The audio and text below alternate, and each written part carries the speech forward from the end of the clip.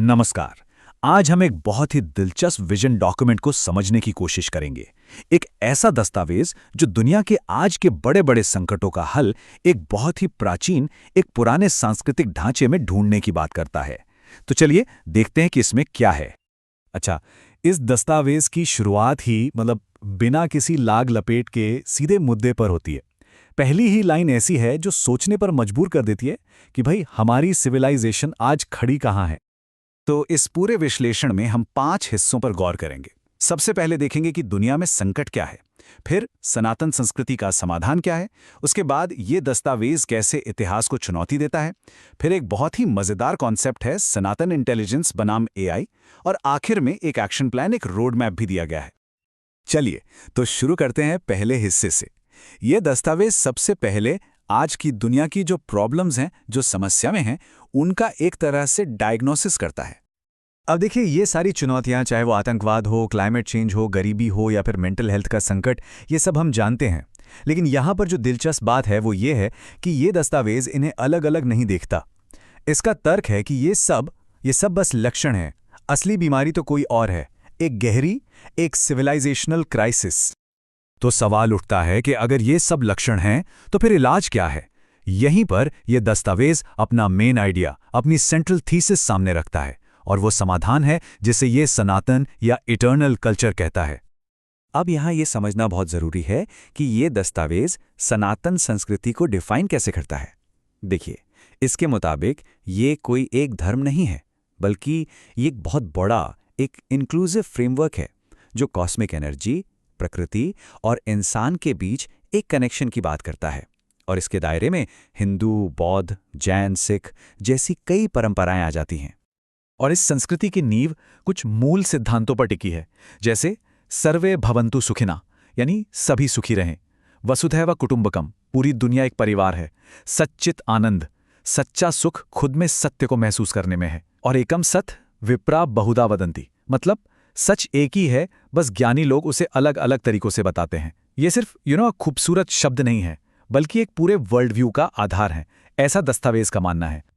अच्छा, अपनी बात को और वजन देने के लिए ये दस्तावेज कुछ पश्चिमी विचारकों को भी कोट करता है, जैसे प्रोफेसर मैक्स मुलर, जिन्होंने कहा था कि अगर दुनिया में कोई देश है जो कुदरत की दौलत, शक्ति और सुंदरता से सबसे ज्यादा भरा हुआ है, तो वो भारत है। और सिर्फ मैक्स मुलर ही नहीं, इतिहासकार विल ड्यूरेंट का भी जिक्र है। उनके शब्दों में, भारत हमारी जाति की मातृभूमि थी, संस्कृत यूरोप की भाषाओं की माँ है, और कई मायनों में मदर इंडिया हम सब की माँ है। इन कोट्स का इस्तेमाल ये दिखाने के लिए किया गया है कि भारत की सांस्कृतिक अहमियत कितनी गहरी रही है। चलिए अब आते हैं इसके अगले हिस्से पर, और यहाँ से मामला और भी दिलचस्प हो जाता है। ये शायद इस दस्तावेज का सबसे बड़ा, सबसे प्रोवोकेटिव दावा है। वो ये कि जो इतिहास हम पढ़ते आए हैं, जो मेनस्ट्रीम हिस्ट्री है, वो असल में एक भ्रामक कहानी है, और उसने सभ्यता की असली कहानी को दबा दिया है। तो ये दस्तावेज सीधे सीधे ये तर्क दे रहा है कि एक ग्लोबल सनातन संस्कृति का जो सच्चा इतिहास था, उसे सिस्टमैटिक तरीके से तोड़ा मरोड़ा गया, और उसकी जगह वेस्टर्न और अब्राहमिक नैरेटिव्स ने ले ली। मतलब एक टकराव की बात हो रही है, दो अलग अलग कहानियों की। और इस बात को समझने के लिए ये टेबल देखिए। एक तरफ है मेन स्ट्रीम क्रोनोलॉजी, जो हम स्कूलों कॉलेजों में पढ़ते हैं, और दूसरी तरफ है वो क्रोनोलॉजी जो ये सोर्स प्रस्तावित कर रहा है। फर्क देखिए, मेन स्ट्रीम इतिहास कहता है वैदिक काल 1500 बीसीई के आसपास का है, जबकि ये दस्तावेज कहता है वेद अनादि हैं, टाइमलेस हैं। आर्यन माइग्रेशन थ्योरी के उलट ये कहता है कि सनातन संस्कृति भारत में ही जन्मी और बाहर फैली। तो आप देख सकते हैं, ये हर बड़े पॉइंट को चैलेंज कर रहा है। और इसी सिलसिले में ये एक चौंकाने वाला आंकड़ा देता है 46। दस्तावेज के मुताबिक ये उन बड़ी प्री अब्राहमिक सभ्यताओं की संख्या है जो या तो गायब हो गईं या फिर जिन्हें नष्ट कर दिया गया। ये एक बहुत बड़ा दावा है जो एक तरह से कल्चरल हेरिटेज के बड़े नुकसान की तरफ इशारा करता है। तो इतिहास की इस बहस से अब ये दस्तावेज सीधे भविष्य की तरफ एक छलांग लगाता है, और एक बहुत ही मॉडर्न, एक टेक्नोलॉजिकल प्रपोजल सामने रखता है।